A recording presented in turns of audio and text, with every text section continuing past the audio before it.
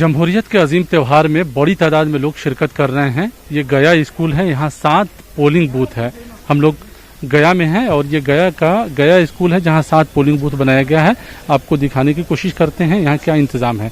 देखिए, जैसे ही लोग आ रहे हैं तो इस पोलिंग बूथ पर बाकायदा जो है सैनिटाइज का इंतज़ाम है, थर्मल स्क्रीनिंग भी हो रही है। आप बताइए कि आप यहाँ बैठी हैं, जो लोग आ रहे हैं वोट डालने के लिए, क्या आप कर रही हैं उनके लिए? उनका बुखार नाप रहे हैं और उनको सैनिटाइज दे रहे हैं। तो ये मतलब एक वोटर के लिए है या किसी को छोड़ भी दे रहे हैं आप लोग? नहीं, सबको दे रहे हैं, ऐसी बात नहीं है। जो भी इधर से पार कर रहा है उसको ये सुविधा दे रहे हैं। चलिए, यानी आपने देखा कि गया में कई पोलिंग बूथ ऐसे हैं जहाँ पे ये तस्वीर नहीं दिखाई दी थी। यहाँ तक कि जो मॉडल पोलिंग बूथ बनाया गया है वहाँ पे भी थर्मल स्क्रीनिंग की सहूलत नहीं थी, लेकिन यहाँ पे ये गया स्कूल है जहाँ 7 पोलिंग बूथ है। यहाँ पे ये इंतज़ाम जो है साफ तौर पे दिखाई दे रहा है। हमारे साथ कई लोग हैं, आप देखेंगे ये जो इंतज़ाम किया गया है, आप क्या कहेंगे इसको लेकर?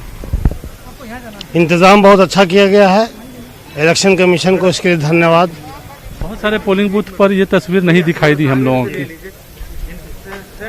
इलेक्शन कमीशन ने इंतज़ाम अपनी तरफ से बहुत अच्छा किया है और कई बूथ पर हो सकता है कहीं आपको नहीं मिला हो, लोग देर में पहुंचे होंगे इंतज़ाम करने वाले, टेम्परेचर नापने वाले, मगर इंतज़ाम इलेक्शन कमीशन ने बहुत अच्छा किया। यहाँ पे जब मैं आया, ठीक है, तो डीएम साहब का आदेश है कि जो भी व्यवस्था मिला हुआ है उसको फुल्ली तरह जो है वह उसको ओबे करना है। तो इनिशियलाइजेशन से आप लोग उसको कर रहे हैं। चलिए, आपने देखा कि आप देखिए कि बड़ी तादाद में लोग जो है पोलिंग बूथों पर भी नजर आ रहे हैं। ये आमतौर पर ये इलाका माइनॉरिटी का है, जहाँ लोग जो है सुबह से ही आप लोग जो है यहाँ पोलिंग बूथों पर, अगर आप लोगों से जानना चाहें वोट के दिन जो है क्या रहता है, गया के क्या इशू है, तो क्या कहेंगे आप लोग? टोटल चीज बेकार है सर, कोई चीज सही नहीं है, न तालीम है न रोजगार है, कुछ भी नहीं है, बहुत बुरा है।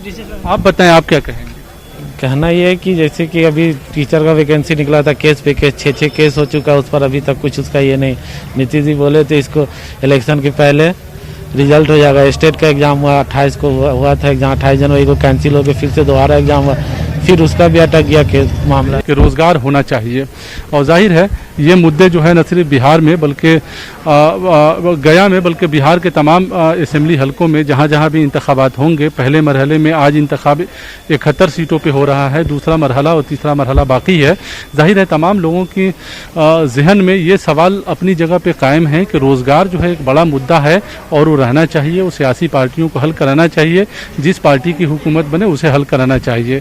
तो इन तमाम मुद्दों को लेकर आज भी लोग जो है जमहूरियत के इस अजीम त्यौहार में शिरकत कर रहे हैं और अपने हक़ राय दही का इस्तेमाल कर रहे हैं। कैमरामैन मनोज कुमार के साथ महफूज आलम, न्यूज़ 18 गया। तो नाज़रीन, ये थे हमारे नुमाइंदे महफूज आलम, जिन्होंने गया में पोलिंग बूथ का जायज़ा लिया और जिस तरह से लगातार सुबह से हम आपको दिखा रहे हैं कि आज दिन भर क्या कुछ रहेगा। हमारे साथ इस वक्त मौजूद हैं 2 खास मेहमान भी। अनवर हुसैन साहब मौजूद हैं जो कि आरजेडी के स्पोक्स पर्सन हैं, साथ ही साथ डॉक्टर संजय सिंह बघेल जो कि सियासी तज्जिया निगार हैं। और दोनों मेहमानों से हम यही जानना चाहेंगे, पहले डॉक्टर संजय सिंह बघेल साहब, आपसे ये जानना चाहेंगे, जिस तरह से लगातार हम देख रहे हैं आज जितनी भी जगहों पर वोटिंग हो रही है, लोग निकल कर आ रहे हैं और हमारे नुमाइंदे उनसे बात कर रहे हैं, सब जगह एक ही बात देखने में आ रही है कि रोजगार एक बड़ा मसला है। जबकि पिछले 15 सालों से हम लगातार देखते रहे, ये कहा जाता रहा कि सब कुछ बदल चुका है, बिहार पहले जैसा नहीं रहा, फिर भी कमी नजर आ रही है। बघेल साहब, क्या कुछ तज्जिया? सना, देखिए, बिल्कुल ये एक ऐसा मुद्दा है। अभी यदि आपने पूरा देखा हो, आंकड़े जो आए हैं इकोनॉमिक सर्वे के जो आए हैं, तो बेरोजगारी जो है 23.5% के अभी तक के न्यूनतम स्तर पर हुई है लॉकडाउन के दौरान। थोड़ा सा पिछले क्वार्टर में सुधर करके 10 या 12 के आसपास आई है। और ये हम देश की स्थिति नहीं है, जब देश की स्थिति है तो उसका कहीं ना कहीं प्रदेशों में भी इम्पैक्ट पड़ेगा। और खासकर बिहार का एक बहुत बड़ा माइग्रेंट लेबर जो दूसरी जगह पे काम कर रहा था, तो आप देखिए कि जिस तरह से अप्रवासी बिहारियों की हालत रही है पूरे लॉकडाउन के दौरान वापस जाने में, तो उसमें से यदि हम परसेंटेज देखें तो 2 स्टेट खास करके बिहार और उत्तर प्रदेश में सबसे ज्यादा रहा है। तो इस स्थिति में अब देखा जाए कि एक कारण बहुत बड़ा रहा है कि बिहार में जब से राज्य सत्ता रही है तब से किसी ने भी विकास के लिए, स्वयं विकास तो खूब हुआ, लेकिन राज्य के विकास के लिए किसी ने गंभीरता पूर्वक विचार नहीं किया। बिल्कुल। और पूरा वो जो पॉलिटिक्स रही, जाति आधारित पॉलिटिक्स रही, और उसका एक दो कारण है कि जो पढ़ा लिखा वर्ग था वो तो बाहर निकल गया, जो सक्षम थे बाहर निकल गया, और दूसरा जो पिछड़ा वर्ग था बेचारा वहीं फंस के रह गया, और उसके लिए कोई रोजगार धंधे एकदम तैयार नहीं किए गए।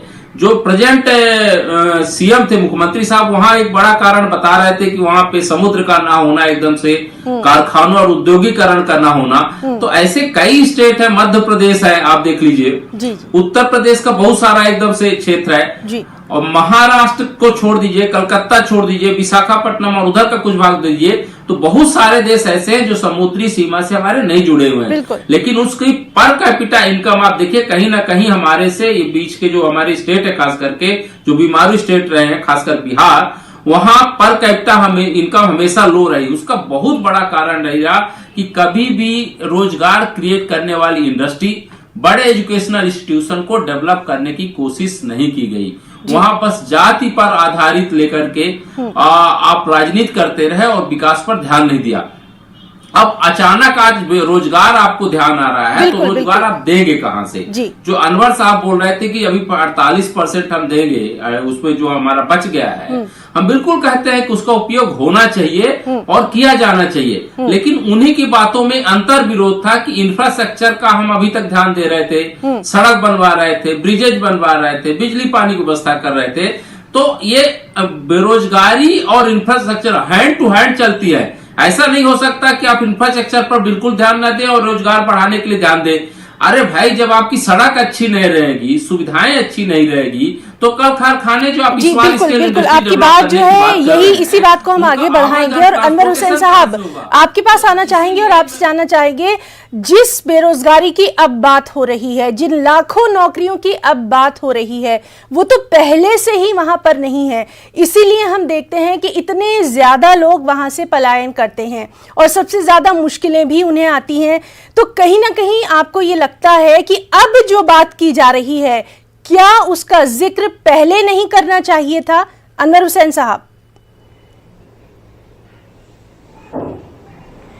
देखिए, ये आवाज तो बराबर उठाई गई है और 15 सालों में हमारा ब्रेन ड्रेन हुआ है जी।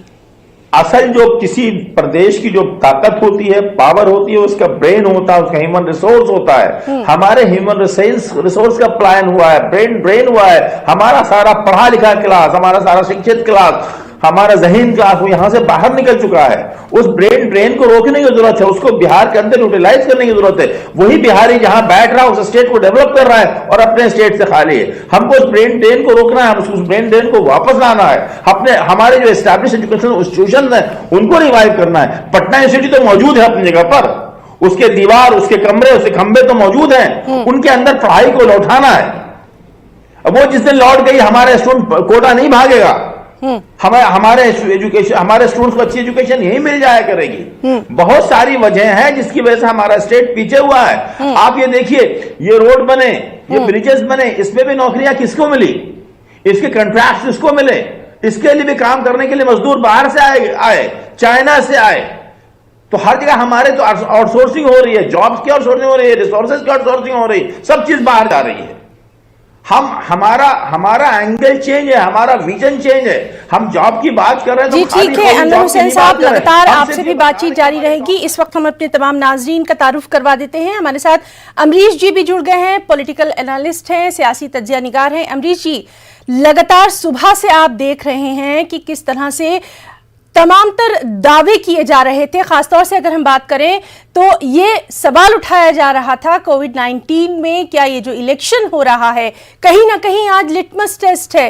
किस तरह से आप इसे देखेंगे? दोपहर का वक्त होने को आया है, सैनिटाइजर की बात की गई थी, मास्क की बात की गई थी, सोशल डिस्टेंसिंग की बात की गई थी। पीएम ने आज सुबह तक ये ट्वीट किया है कि खास बातों का ध्यान रखा जाए, लेकिन जमीनी हकीकत तो कुछ और है। जी हेना जी, आपने बिल्कुल सही कहा कि कोविड-19 के बीच में पहला चुनाव है ये। हालांकि बाई इलेक्शंस और हो रहे हैं, मध्य प्रदेश में भी बाई इलेक्शन है, बट एक फुल फ्लेजेड जो चुनाव है ये पहली बार हो रहा है मार्च के बाद से। और जितनी भी हम चाहें बातें कर लें, चाहे पीएम ने भी जिस तरह की अपील की, लेकिन आप बीजेपी की रैलीज में ही देख लीजिए क्या हालत है। सोशल डिस्टेंसिंग का तो कोई मतलब ही नहीं रह गया है, जिस तरह से लोगों की भीड़ उमड़ रही है जी। और मास्क हार्डली आप किसी भी नेता को देख लीजिए, ज्यादातर नेता जो है जब भी पब्लिक गैदरिंग्स में है वो मास्क नहीं लगाते या मास्क को ठोड़ी पे लगाते हैं।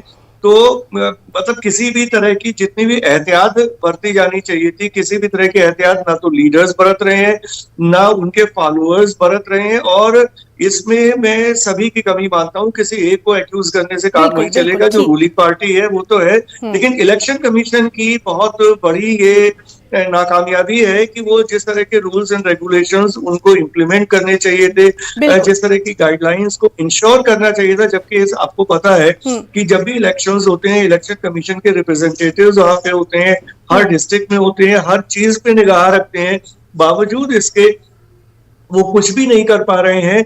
और जितनी भी सिक्योरिटी के भी इंतजाम किए गए हैं, वो लोग भी जो उनको करना चाहिए, तो इट इज नोबडीज कंसर्न। किसी को भी इस बात का ध्यान नहीं है कि सोशल डिस्टेंसिंग की जाए। तो ये जिस तरह का पॉलिटिकल सिस्टम हम अपने देश में डेवलप कर रहे हैं, या जिस तरह के हम इलेक्टोरल पॉलिटिक्स डेवलप कर रहे हैं, ये सचमुच बहुत ही डिसअपॉइंटिंग है, बहुत ही निराशाजनक है और ये नहीं होना चाहिए था। रिजल्ट जो भी हो, लेकिन ह्यूमन लाइफ से बड़ा कुछ भी नहीं है। किसी को भी नहीं कि इंसानी जान से बढ़कर कुछ भी नहीं है। और लगातार हमारे साथ तमाम जो मुख्तलिफ पार्टियां हैं उनके स्पोक्स पर्सन भी मौजूद हैं। सुबह से लगातार हम उनसे बात भी कर रहे हैं और सिर्फ एक चीज इस वक्त जो सबसे बड़ी कंसर्न है कि हम देख रहे हैं कि कोविड-19 अभी खत्म नहीं हुआ है, उसके बावजूद आज का जो मंजरनामा है बेहद तशवीशनाक है। संजय सिंह बघेल जी, एक बार फिर से आपसे यही जानना चाहेंगे, क्योंकि अभी भी टाइम बचा है, अभी भी वक्त है। आज के बाद क्या आपको नहीं लगता कि ये तमाम चीजें, ये तमाम अपील जो है बहुत ज्यादा करने की जरूरत है और जमीनी सतह पर करने की जरूरत है कि जान ज्यादा कीमती है और उसके साथ वोटिंग की जाए?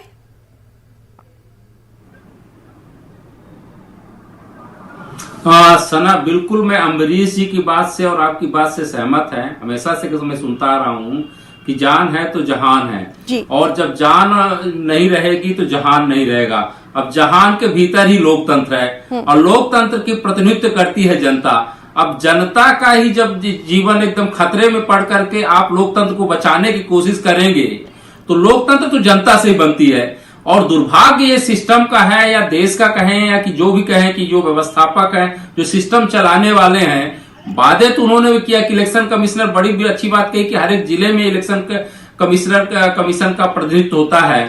राज्य में तो उनका अपना होता ही है, स्टेट इलेक्शन कमीशन होता है।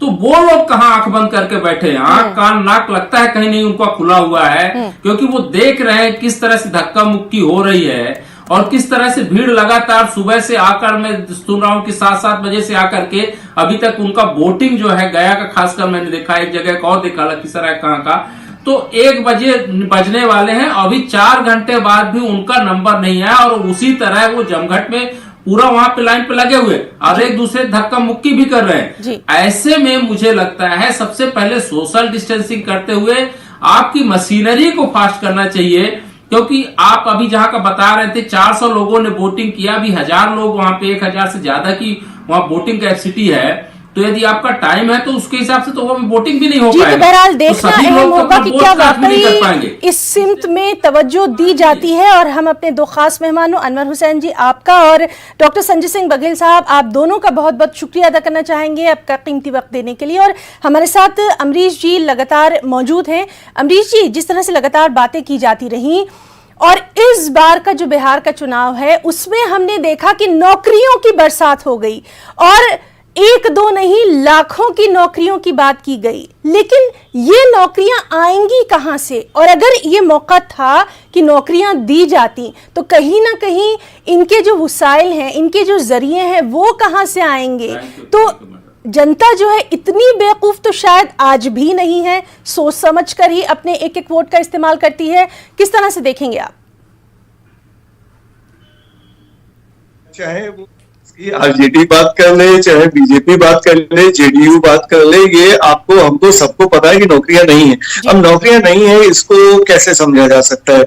हम बिहार की अगर बात करें, जैसे कि तेजस्वी यादव का कहना है कि जितने खाली पड़े हुए जो भी पद हैं वो भरे जाएंगे। अब सरकारी नौकरियों के को आप इस तरह से समझ सकते हैं कि एक तो होता है कि जॉब क्रिएशन मतलब जब भी कहीं भी किसी भी डिपार्टमेंट में जरूरत होती है तो पोस्ट क्रिएट की जाती है, that's called creation of job होता है। उसके बाद फिर उसको फिलअप किया जाता है। इसके साथ साथ एक और रूल होता है जो शायद किसी ने अभी तक ना ध्यान दिया है ना पॉइंट आउट किया है। ज्यादातर सरकारी नौकरियों में ये होता है कि अगर एक पद आज क्रिएट हुआ और अगर सपोज 3 साल 4 साल 5 साल तक नहीं भरा गया तो वो पोस्ट जो क्रिएशन हुआ है वो रद्द हो जाता है। बिल्कुल बिल्कुल ठीक। इसका मतलब ये हुआ कि तेजस्वी यादव जिन 3 लाख 4 लाख कह रहे हैं कि वो पोस्ट खाली पड़ी है उनको भरेंगे, मेरे ख्याल में उसमें ज्यादातर पोस्ट तो होंगी ही नहीं, एग्जिस्टेंस में नहीं होगी। तो जब पद ही नहीं है तो आप नौकरी उसके अगेंस्ट में किसको देंगे? दूसरा, जब से आप देखिए, जब से ये हमारा पिछले 20 साल से हमारी सारी इकोनॉमी को लिबरलाइज किया गया, तब से किसी की भी सरकार हो 91-92 के बाद से आज तक पूरे देश में और किसी भी राज्य में जो नौकरियां हैं, नौकरियां कम होती गई हैं। कम होती गई मतलब जो सरकारी पद हैं वो जो क्रिएटेड थे, जो नहीं भरे गए, उनको ये मान लिया गया कि अब इसकी जरूरत नहीं है। तो अगर 10 में से 5 पद भरे गए, 5 खाली हैं, तो वो 5 पद अब है ही नहीं, एग्जिस्टेंस में ही नहीं है। तो अब अगर नई नौकरियां देनी है तो पद सृजित करने पड़ेंगे, पदों को क्रिएट करना पड़ेगा। तो वो साथ में लगातार हमारी जो बातचीत है वो जारी रहेगी। काफी अहम तज्जिया जो है इस वक्त आप कर रहे हैं। हमारे साथ हमारे साथी महफूज आलम भी जुड़ गए हैं, चलिए उनसे भी इस वक्त का हाल जानेंगे। महफूज, लगातार सुबह से हम आपका जान रहे हैं कि क्या कुछ हाल है, और ये भी आप देख रहे हैं कि इस बार का चुनाव खासतौर से बिहार के लिए इसलिए अलग है कि ना यहाँ इस बार वोटिंग लिस्ट से नाम गायब होने की बात की जा रही है, ना ईवीएम की खराबी की बात की जा रही है, ना बूथ कैप्चरिंग की बात हो रही है।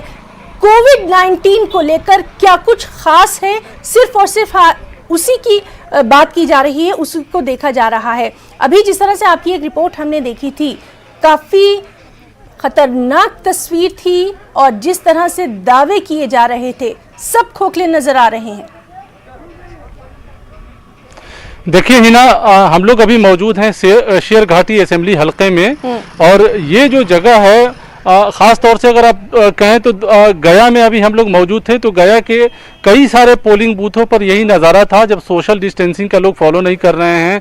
और वहाँ पे भी जो इलेक्शन कमीशन की जानिब से जो गाइडलाइन दिया गया है, जो चीज़ें मुहैया करने की बात कही गई है, बहुत सारे पोलिंग बूथों पर वो चीज़ें दस्तयाब नहीं थी।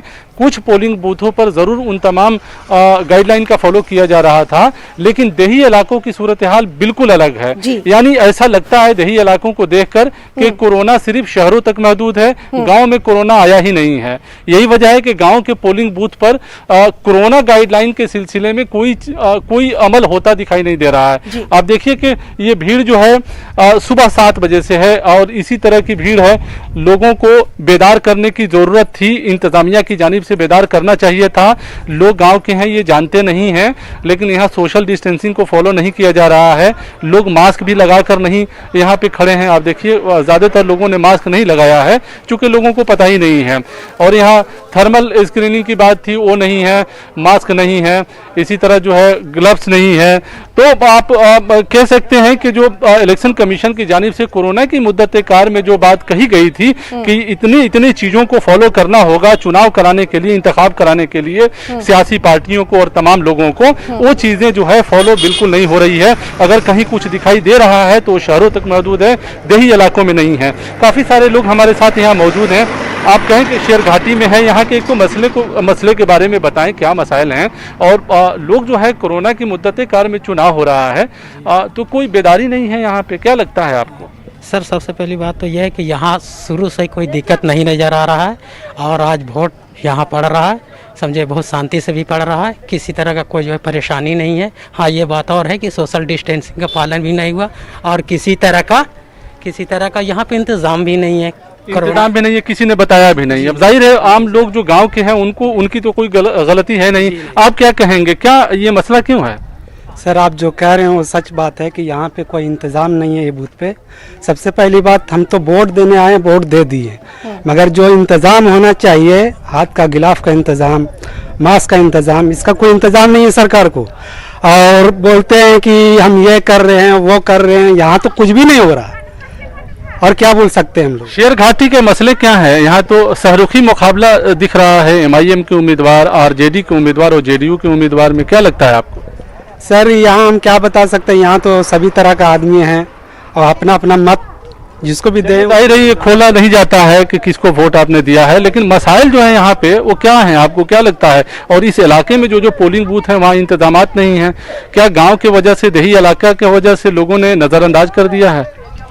ऐसा कोई बहुत नहीं सर, यहाँ का गवर्नमेंट का दिक्कत है ना, उसको मास्टर की दिक्कत है, उसको सोचना चाहिए कि हाँ इंतजाम वगैरह किया जाए। कुछ तो किया ही नहीं यहाँ पे। हालांकि आप देखिए ही ना कि ये जमहूरियत के अजीम त्यौहार में जब कोई ये कहता है कि हम 3 घंटे से लाइन में खड़े हैं, 4 घंटे से लाइन में खड़े हैं, तो ये सुनकर अच्छा लगता है कि 3 घंटे और 4 घंटे से लाइन में खड़े रहकर वो अपनी शिरकत जो है देने की कोशिश कर रहे हैं, जमहूरियत के इस अजीम त्यौहार में शरीक हैं, बावजूद इसके कि वो 3-3, 4-4 घंटे से लाइन में खड़े हैं और जोश और जज्बे में कमी नहीं है। तो ये बिल्कुल लोग जो है काफ़ी जोश में हैं और वो अपने बुनियादी सवाल पर, अपने मसले पर इंतखाब अपने उम्मीदवारों का करेंगे। अब कौन उम्मीदवार के हक में वो अपना फैसला करेंगे, जाहिर है वो ये बात शेयर नहीं करते हैं, लेकिन कई सारे बुनियादी सवाल है उसको लेकर लोग जो है उम्मीदवारों को देखते हैं, उम्मीदवारों को परखते हैं। जानना चाहेंगे कि आप मुख्तलिफ पोलिंग बूथ का मुआयना कर रहे हैं, अभी तक और किस तरह की दिक्कतें जो हैं वो वहां पर पेश आ रही हैं आम वोटर्स को? देखिए ना, अगर दिक्कत की बात की जाए तो कोरोना की मुद्दत कार में इंतखाब हो रहा है, तो इलेक्शन कमीशन की जानिब से जो बातें कही गई थी कि इतनी चीज़ों को फॉलो करना होगा और हर पोलिंग बूथ पर जो है कोरोना की गाइडलाइन को फॉलो करना होगा और ये ज़रूरी बताया गया था। लेकिन जब हम लोग देखते हैं मुख्तलिफ पोलिंग बूथों पर तो नज़ारा जो है बिल्कुल जो है चौंकाने वाला है। कहीं पे बिल्कुल फॉलो नहीं किया जा रहा है और कहीं फॉलो किया भी जा रहा है तो काफ़ी कम तादाद में। कहीं मास्क लगाकर लोग नहीं पहुंच पा रहे हैं, कहीं सैनिटाइज का इंतजाम नहीं है, कहीं थर्मल स्क्रीनिंग नहीं हो रही है। तो कुल मिला के ये कहा जा सकता है कि मसले हैं। इसी के साथ आपको हम ये भी बताएं कि आम तौर पर गुज़िश्ता इंतखाबात में ज़्यादा चर्चा इस बात की होती थी कि पीने के पानी का इंतजाम नहीं है, व्हील चेयर नहीं है माजूर लोगों को पहुंचने के लिए, या गर्मी की तपिश है तो शेड नहीं लगाया गया है। इस बार के इंतखाब में ये तमाम चीज़ें जो है गायब है, कोई इस पर कुछ बोल भी नहीं रहा है, क्योंकि लोग जो है आ रहे हैं अपने हक रायदही का इस्तेमाल कर रहे हैं। लेकिन लोगों के मन में भी एक सवाल जाहिर है खड़ा रह जाता है कोरोना को लेकर कि जो चीज़ें गाइडलाइन में शामिल हैं उसको जो है प्रोवाइड कराया जाए, वो मुहैया कराया जाए, वो चीज़ें जो है नहीं हैं। इसके साथ ही जो समाजी महफूज तो लगातार आपसे भी हमारी बातचीत जारी है, क्योंकि आप ज़मीनी हक़ाइक़ हमारे सामने रख रहे हैं। हमारे साथ अमरीश जी भी मौजूद हैं, उनसे भी हम तज्जिया ले रहे हैं। आज का ये चुनाव खासतौर से बहुत अहम है कोविड-19 को देखते हुए। और अब हम आपका तारुफ करवाते हैं। हमारे साथ इस वक्त मौजूद हैं हमारे साथी अबू हुरैरा। अबू, आपसे ये जानना चाहेंगे, जिस तरह से लगातार मुख्तलिफ प्रोग्राम आपने किए हैं, आपके साथ बहुत सारे मेहमान भी मौजूद रहे हैं और सब यही कहते रहे कि हाँ भाई कोविड-19 में अगर इलेक्शन करवाया जा रहा है तो खास बातों का ध्यान रखना पड़ेगा। इलेक्शन कमीशन की जानिब से भी बार बार कई हिदायत जारी की गई, लेकिन आज का ये मंजरनामा कुछ और ही कह रहा है। आप क्या कुछ कहना चाहेंगे और किस तरह के और आपके पास मजीद अपडेट है, तफसीलात हैं? हिना, बहुत शुक्रिया। देखिए, मैं इस वक्त न्यूज़ रूम से मौजूद हूँ, मैजिक वॉल पर मैं मौजूद हूँ। ये मैजिक वॉल वाकई में जादुई वॉल है जहाँ से हम जादुई आंकड़े बता सकते हैं। 2015 में क्या कुछ हुआ था वो भी हम बताने की कोशिश करेंगे। इसके अलावा पहला जो मरहला है किस पार्टी के लिए कितना इम्पोर्टेंट है और किस पार्टी ने 2015 में कितनी सीटें जीती थी वो भी इस मैजिक वॉल के जरिए हम आपको बताने की कोशिश करेंगे। फिलहाल ये बिहार का पूरा नक्शा आपके सामने है, जहां पर इसकी कुल सीटें 243 सीटें, किस पर किस पार्टी का दबदबा रहा था वो तमाम चीजें यहां पर सामने है। मैं चाहूंगा कि 2015 की अगर बात करते हैं और इसके अलावा आज के पहले मरहले की अगर हम बात करते हैं, फर्स्ट फेज में हम जाते हैं तो हम देखते हैं कि किस तरह से बिहार का ये हिस्सा बिहार के नक्शे का निचला जो हिस्सा है, यहाँ की 71 सीटों पर आज पोलिंग हो रही है। हालांकि कोरोना को लेकर एक तशवीश जरूर जाहिर की जा रही थी कि लोग अपने घरों से निकलेंगे नहीं निकलेंगे, कितनी बड़ी तादाद में लोग निकलेंगे, लेकिन उन तमाम तशवीश को बिहार के लोगों ने खत्म कर दिया। ये बड़ी अच्छी चीज है, खुश करने वाली चीज है। लोगों में जोश व खरोश है और यही वजह है कि लोग अपने घरों से निकल रहे हैं। कोरोना का डर जरूर है, खतरा जरूर है, लेकिन लोग अपने घरों से निकल रहे हैं। तो इस तरह से अगर देखा जाए तो आज 71 सीटों पर पोलिंग हो रही है और ये बिहार के नक्शे के तमाम निचले इलाके और मशरकी बिहार के खास तौर से अगर हम बात करते हैं तो यहाँ के 16 अजला की 71 सीटों पर आज वोट डाले जा रहे हैं। इसी तरह से अगर हम परसेंटेज की बात करते हैं तो कुछ आंकड़े हमारे पास मैजिक वॉल पर और हैं, क्योंकि अगर हम महागठबंधन के अजीम इत्तेहाद की बात करते हैं तो आरजेडी 2015 की हम बात कर रहे हैं, आरजेडी के खाते में 27 सीटें गई थी और उसका जो वोट शेयर था, उसका जो वोट फीसद था वो 18% था। अगर इसको हम आपको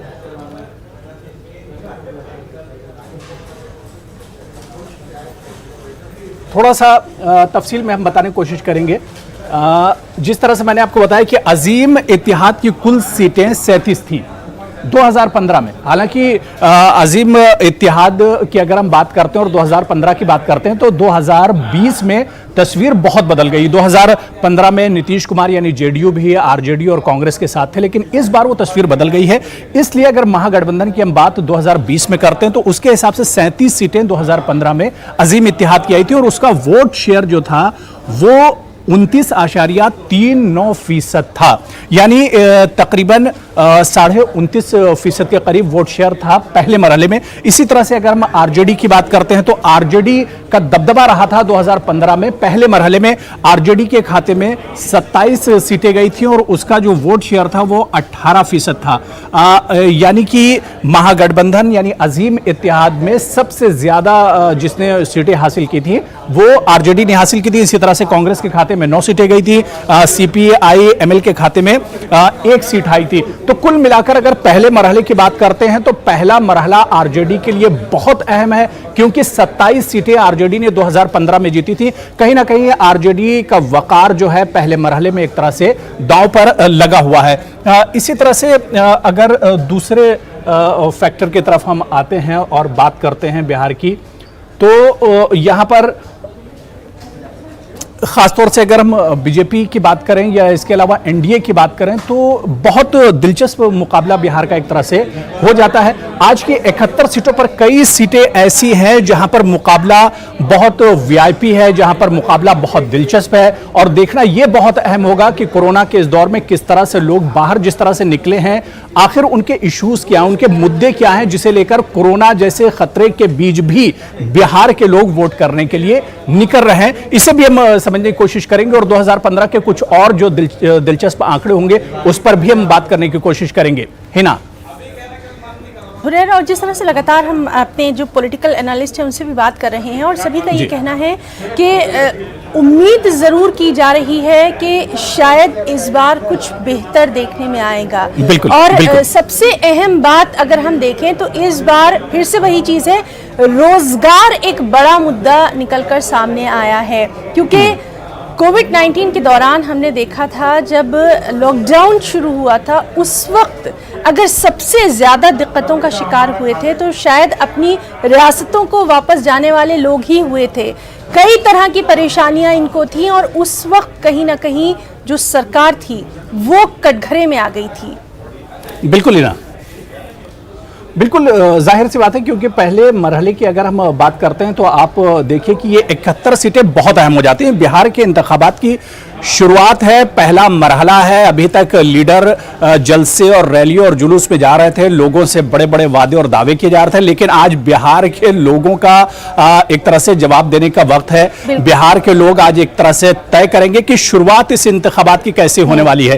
क्या तेजस्वी यादव जो दावे कर रहे हैं कि 71 की 71 सीटों पर अजीम इत्तेहाद जीत कर आएगा, क्या उनके दावे में कितना दम है, इसकी भी एक तरह से यहां से शुरुआत होने वाली है। इसके अलावा वज़ीर-ए-आज़म नरेंद्र मोदी और नीतीश कुमार के जो दावे हैं उसमें कितना दम है, उसकी भी आज एक तरह से शुरुआत हो रही है। तो पहला मरहला तमाम पार्टियों के लिए, तमाम उम्मीदवारों के लिए बहुत अहम हो जाता है कि शुरुआत यहां पर किस तरह की हो रही है।